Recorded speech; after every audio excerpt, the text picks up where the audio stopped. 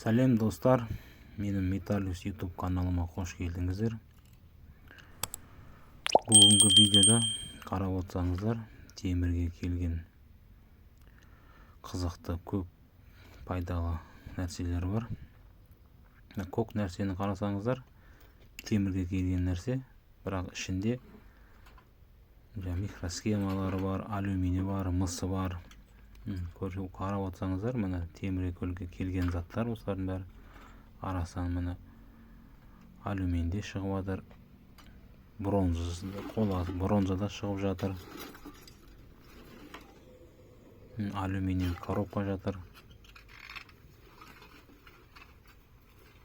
Осы заттардың бәрі темірге келген заттар.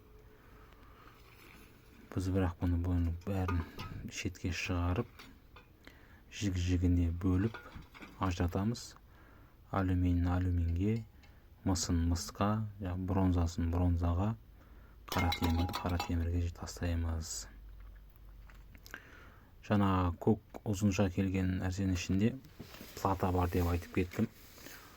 Плата яғни плата дейміз, микросхема дейміз, телефонның платасы, телевизорлардың платасы. Плата көп, электрониканың көбісінде плата болады. Платаны жеке шығарып қоямыз.